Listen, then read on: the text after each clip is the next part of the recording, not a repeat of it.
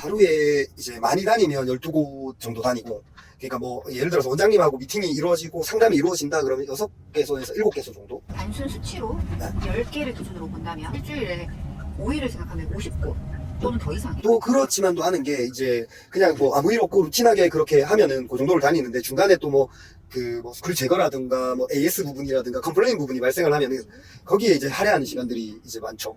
그리고 또 체어를 판매를 하면은 또 체어 설치 같은 경우에 또 그 지원료를 봐야 되기 때문에, 그런 경우에도 뭐 4시간이 걸릴 수도 있고 뭐 6시간이 걸릴 수도 있고, 그러면 이제 그런 날은 이제 상대적으로 방문하는 시간은 줄어드는 거죠.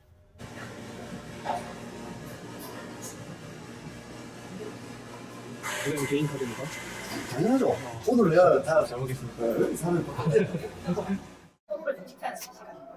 아, 대한민국사를 잘 못하는 거예요. 제가 보는 이정호 그 팀장은 약간 그런 거를 되게 잘하는 것 같아요. 입사한 지 얼마 안 돼가지고 제품에 대한 지식은 부족할 수도 있는데, 사람과의 관계에 있어가지고 존중해주고 편하게 대해주고, 이미지는 사실 좀 편하지 않거든요. 처음에 봤을 때 되게 좀 세 보이고 또 유산이하거든요. 자켓을 입고 있어서 그런데 또 벗으면 또 근육이 또 울퉁불퉁하고, 혹시 내가 또 괴롭혀가 때리면 어떡하나. 5개월 정도 지나면서 이렇게 좀 쭉 지켜보니까 예의 바르고 자기 성격을 좀 이렇게 비치기보다는 사람들한테 좀 잘 맞추고, 물론 좀 약간 욱할 때도 없지 않아 있긴 한데, 그런 게 이제 그 일상적인 개인 성격과 사회라는 이 집단에서의 내가 해야 될 그런 것들을 잘 분리를 하는 사람이지 않나. 영업 이제 뭐 한지 5개월 정도 됐는데 어때? 재밌어? 쉽지는 않습니다, 사실 이게 영업이. 제일 힘든 점이 어떤 점이 있었을까? 사실 이제 영업의 대상을 만나야 결과를 내는데, 영업의 대상이 원장님인데 원장님을 못 만나니까 그게 좀 힘든 부분이 사실 있습니다. 회사의 제품이 어떤 게 좋습니다라고 얘기할 시간을 사실 못 갖는 경우들이 많아서 그게 좀 많이 고민입니다. 그 부분에 대해서 잠깐 얘기를 해주면, 영업의 대상을 만나고 싶은 것도 어떻게 보면 내 욕심이고 내 목표인 건데, 그러면 내가 영업의 대상을 만나기 위해서 나는 어떤 것들을 했는지에 대해서를 먼저 생각을 해보면, 내가 치과를 찾아갔는데 영업의 대상을 못 만났다. 못 만났으니까 나는 영업이 어렵다. 이렇게 접근하는 것보다는, 영업의 대상을 내가 찾아가 봤는데 만나는 게 쉽지 않더라.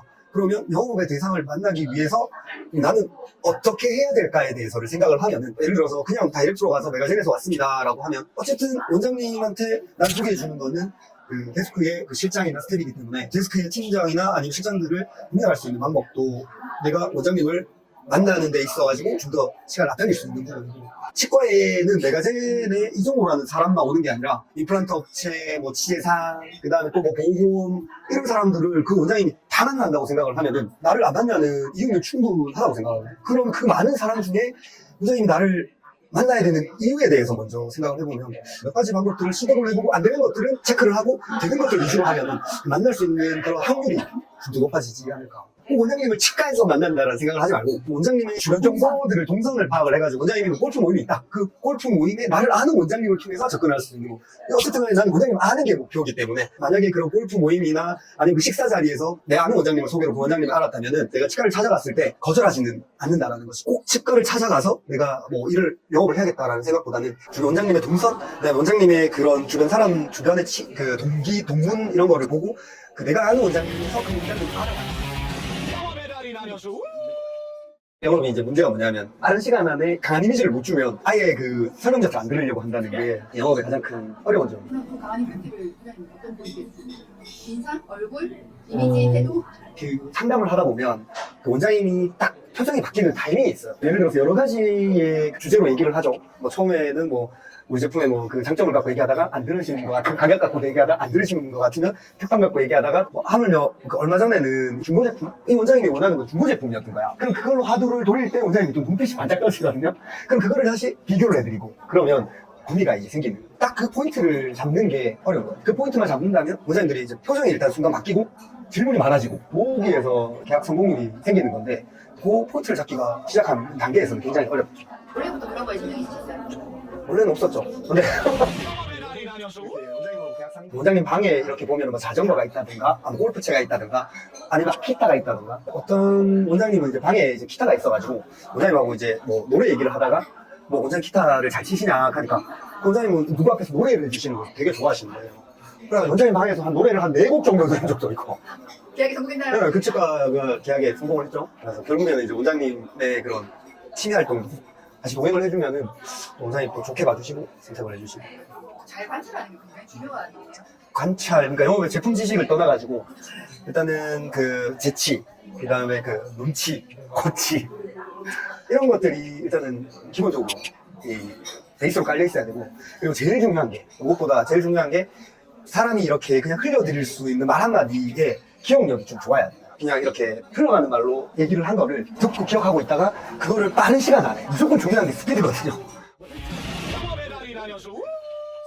초보 시절에 알려주실 기억하시나요?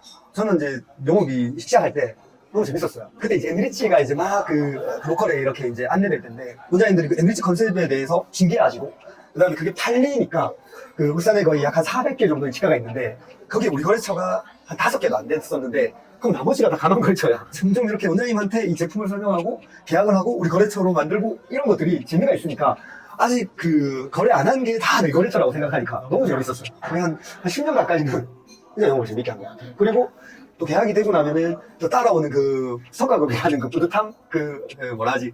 그런 돈을 막 돈을 받아. 영업 돈에 맞추니까. 사실 자기 자신의 그런 말투와 표정과 행동을 자기가 객관적으로 판단하기가 굉장히 어렵거든요. 특히나 이제 영업사원은 누가 봤을 때도 이 영업이라는 그 약간의 이미지가 있기 때문에 어떻게 보면은 기대감도 있고 기준이나 이런 게 있단 말이에요. 옛날에 어떤 일이 있었냐면, 지금은 이제 퇴사를 하고 없는 직원인데, 예전에 이제 제가 한번 같이 이제 그 직원하고 동행 방문을 한 적이 있는데, 이 직원은 자기가 맨날 영업 안 돼요, 뭐 안 돼요, 실적 성과 안 나와요, 안 나오는데, 그래가지고 한번 동행을 한 적이 있는데, 제가 보고 깜짝 놀란 부분이, 얘기를 할 때 표정도 안 좋고 말투도 되게 그 예의 바르지 않고, 되게 깜짝 놀란 게 데스크에 팔을 한쪽을 이렇게 올리고, 원장님 있어요? 이렇게 이제 얘기를 하는 거고, 자기는 왜 나한테 온다는지를 모르는 거예요. 그래서 제가 왜 온다는지 아냐? 잘 모르겠는데요. 근데 저는 근데 그런 모습이 보이죠? 좀 자세나 이런 것들이 너무 안 좋게 봐가지고. 제품을 추구하기 전까지 내가 간판이 돼. 그렇죠, 그렇죠. 목표를 저기를 큰 걸 잡되 중간중간에 가면서 느껴지는 그런 자잘한 행동이나 성취가 있어요. 예를 들면 그렇죠. 실장님의 얼굴이 높이다. 그렇죠. 나에게 음료수를 줬다. 그렇죠. 예를 들면 오늘은 나와 10분 이상 얘기했다. 그렇죠. 그러고 나니까 원장님이 나를 한번 쑥을 것 같다. 음. 이런 사소한 변화도 사실 성취일 수 있겠다라는 얘기를. 맞습니다. 맞아요. 예. 이게 약간 그런 게 있거든요. 지금 당장에 내 성과는 없어. 지금 당장 혼은 나. 근데 나는 기분이 즐거워. 왜냐하면 다음 달 되면 다 나올 성과들이기 때문에, 지금 당장 내가 보여줄 수 있는 건 없지만 나는 내가 한 행동들을 알고 있기 때문에 분명히 이게 다음 달이나 그 다음 달에 실적으로 돌아온다는 걸 자기는 알고 있단 말이에요. 내가 얼마만큼 갔냐에 따라서. 갔기 때문에 이제 목표는 얼마 안 남은 거. 근데 시작조차 안 한 사람들은 그걸 가지를 않았으니까 혼나는 게 자기 스스로가 두려운 거야. 왜냐, 할 자신도 없고. 그럼 어디를 가냐 하면 현실 도피를 내버리는 거지. 다 직장을 간다거나. 왜냐하면 더 있어봐야 이제 탈로밖에 날 게 없거든. 그 차이거든. 수만 10병이 사가지고 치과에 가는 여자입니다. 같이 나눠주세요. 앞에 하단을 놨는데 그걸 놀라가지고 와이프 마음을 이러는 게 입금을 하면은 그 숙장가 진짜 쓰는 게 있어요. 매일매일 3,000원씩 넣어가지고 100몇십만 원 쌓였어. 그냥 벌써 거야.